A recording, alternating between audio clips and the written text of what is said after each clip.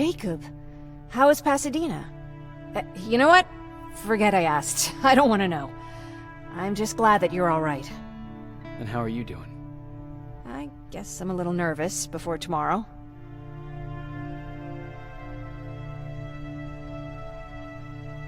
I never asked you. What are you planning to do tomorrow?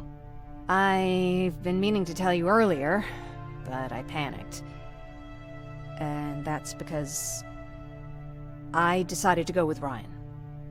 We'll find somewhere safe, away from all this. You have to understand, I need to do what's best for Patrick. I'm his big sis. I need to protect him. I haven't told him yet. He'll be devastated leaving you and Aaron, but I think it's for the best.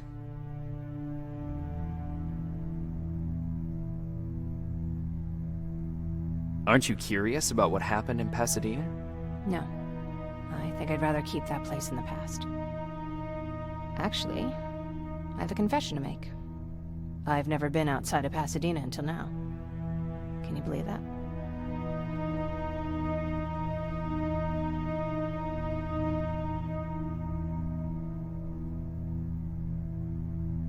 That's not surprising. After all, that's where your home is. Where it used to be. Right now, I'm going to try someplace new to call home. I did my traveling through pictures and postcards that wanderers brought with them. My favorite had a little flamingo drinking water from a lake on it. Its long red neck curved like a snake. Patrick's mother gave me that postcard. It's funny how I never met my mother, but I was around to see Patrick's leave him.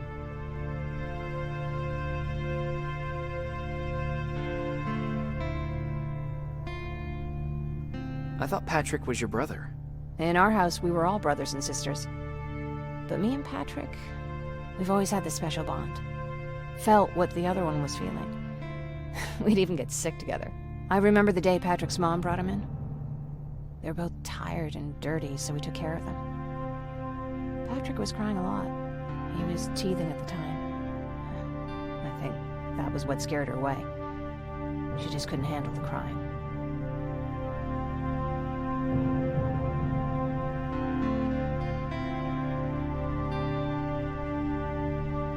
How was she? I loved her. For the time she was with us, I liked to pretend she was my mother, too.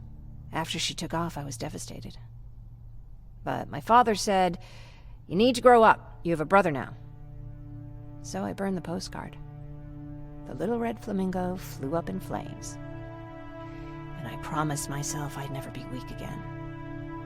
But I guess we all need someone we can be weak with sometimes, don't we?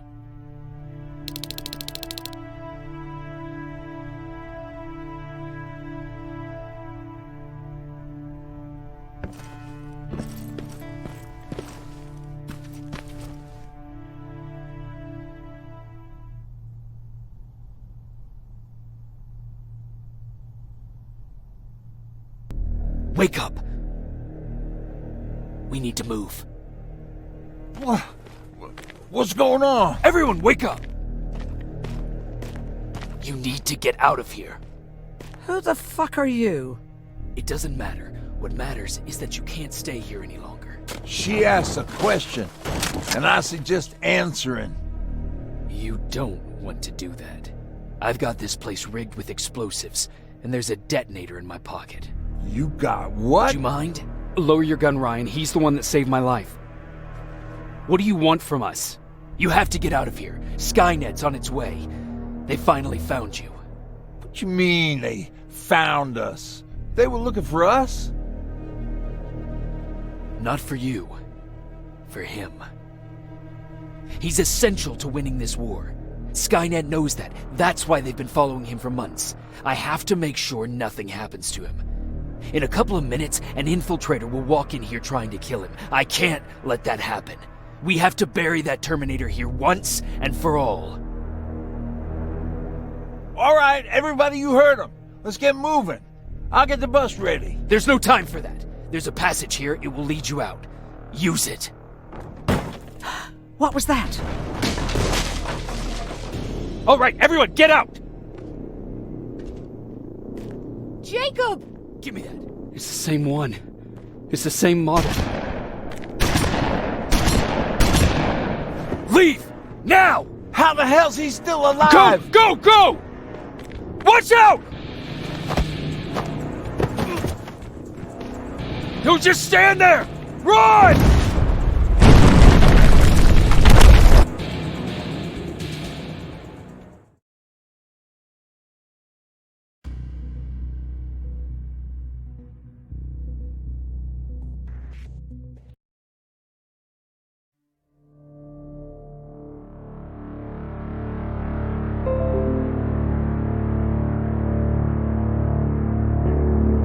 Baron listened to us. She could no longer deny that this infiltrator was a real threat. She decided to take everyone in, on her terms. The shelter was on high alert, but thanks to the intel I gathered in Pasadena, we slowed the advance of the Annihilation Line and gained some time. Just enough to start preparing the counterattack.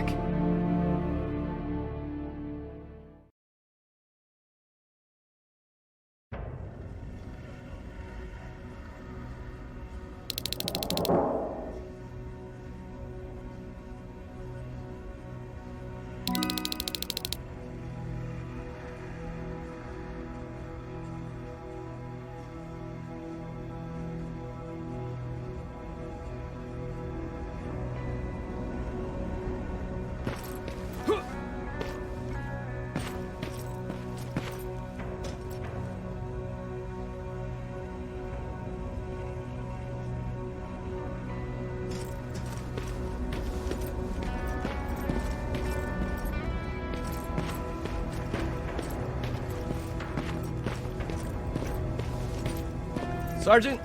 At ease.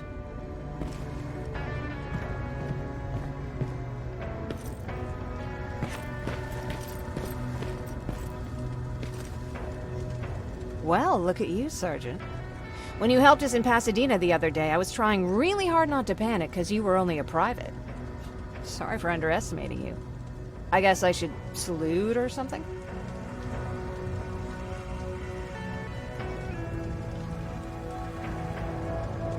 How's Patrick? Every day a little better. Aaron says he'll be back on his feet in no time. She's done a great job with him. I wish I could repay her somehow. It just doesn't seem that she needs anything. Getting ready for another scavenging run? No, I just came out here to catch my breath. Baron is giving us the entire evening off, believe it or not. Doesn't sound like her. I need to report to Baron.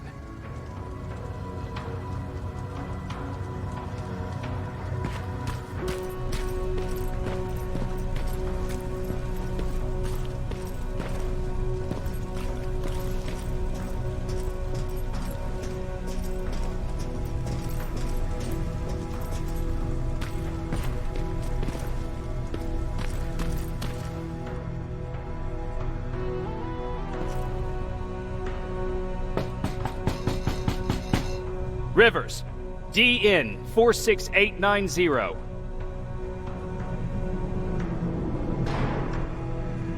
The commander is expecting you in the control room, Sergeant.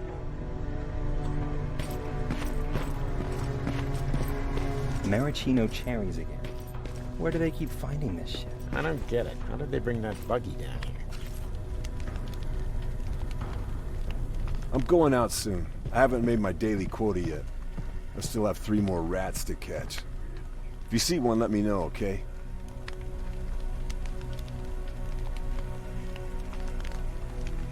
Hey, I'm just catching up with Mark.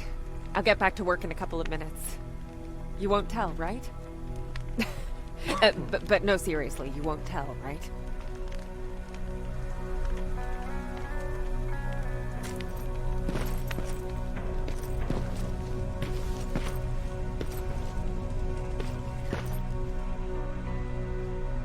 Hey Ryan, how's everything? Exactly as you would imagine. Baron's keeping me busy. They weren't kidding when they said she's a hard ass.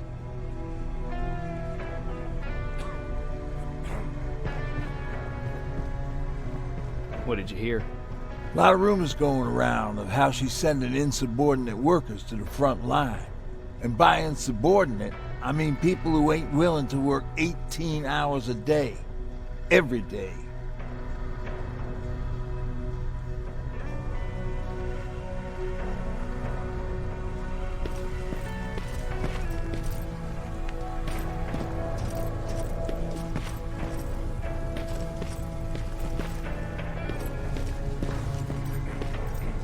Are you alright?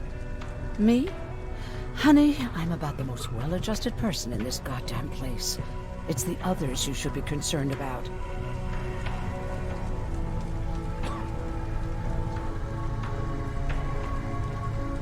Jennifer? I'm worried about her. I'm the one that asked Baron to give her team a little break. Jennifer's been busy scavenging supplies for the soldiers, and she hardly had time to see Patrick. And now she's finally got a day off. She's avoiding him like the plague.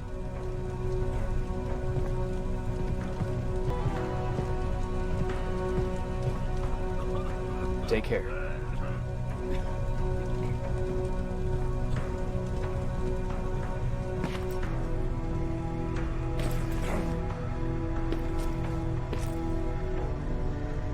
How are you doing? Good. Erin's going to let me leave in a couple of days. Thanks for bringing that chalk. I've been drawing a lot. I'd be so bored without it.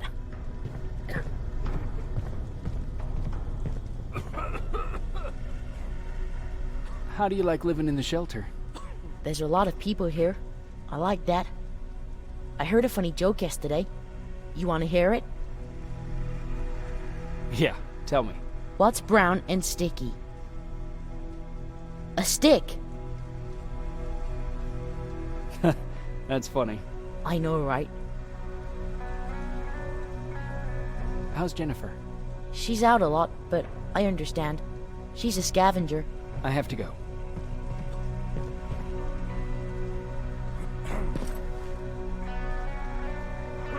Jacob.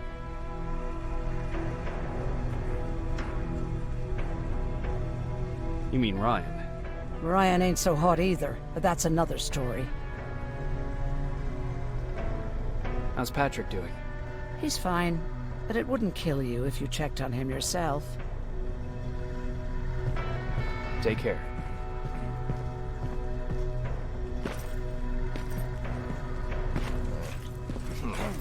Alvin lost his spider scout again. Man, I saw it crawling through the shelter earlier. Almost gave me a heart attack.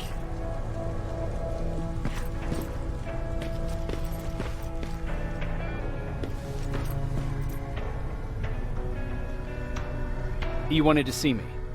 You're finally here. Good. I have a special task for you. I want you to head downtown to check on the doctor. Doctor? Alvin. He's out there making sure that our defense systems are working properly. Ever since we went radio silent, I had a small team of trustworthy messengers maintaining communication between our outposts. They haven't returned, so I want you to go downtown and see why that happened. Could be nothing, but Connor doesn't want any hiccups while he's up there in North Division preparing the attack on Skynet's central core.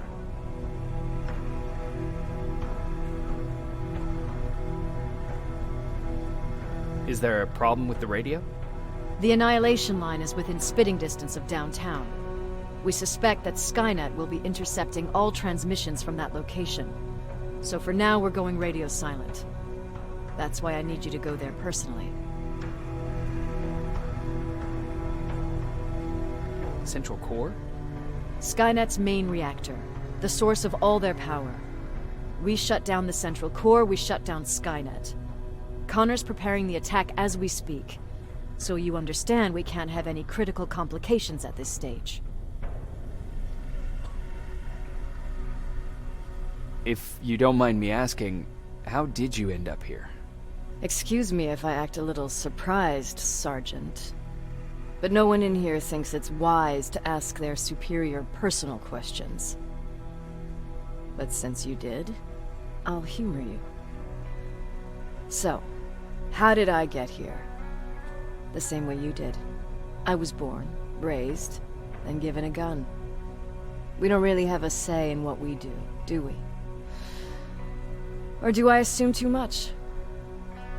Was it any different for you? Why do you fight, Sergeant?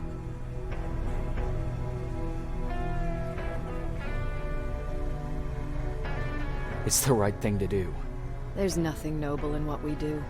Humans were fighting humans since the beginning of time. It just so happens that right now we have a common enemy. If it wasn't for the machines, we'd probably be fighting each other.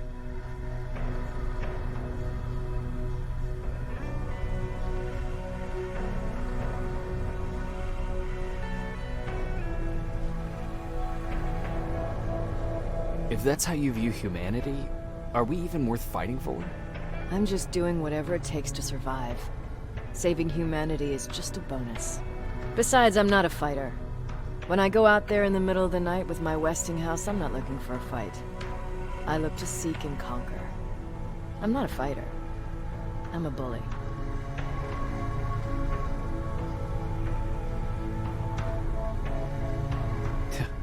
What's the difference? I don't treat them as equals. And although I know they're just machines, I want them to fear me. No one ever stands up to bullies. But I have to admit, it has its downsides. One of them being that no one ever asks me a personal question. At least not since Perry died. So congratulations, Rivers. Takes guts to stand up to a bully. I guess since your promotion, you got a little more cocky. Good for you.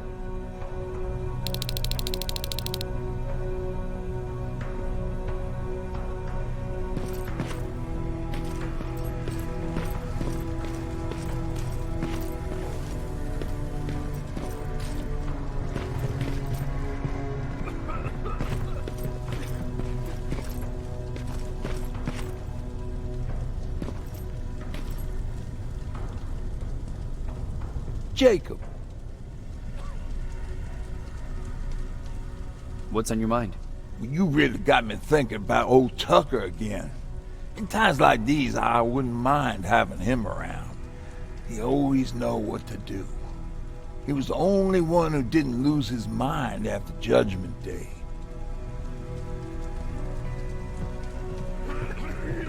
What did he do? He finally found me hiding below the stage. I was such a nervous wreck. So to try to calm me down, he just said, "That band sucked anyway." Tucker said, "We need to be calm right now." I listened to him. We all did, survivors from the concert.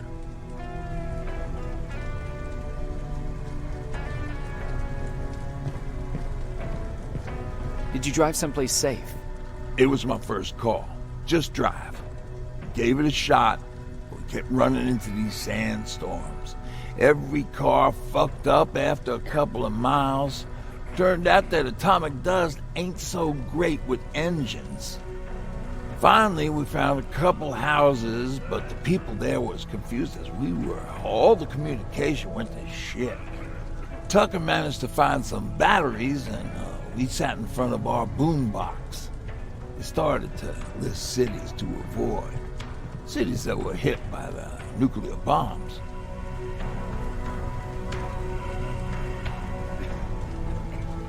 How many cities were hit?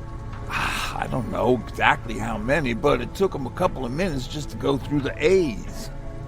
We looked at each other crying. We just wanted to go home and be with family, but Tucker said that for now, the safest place there is right where we were. So we decided to stay and start a camp.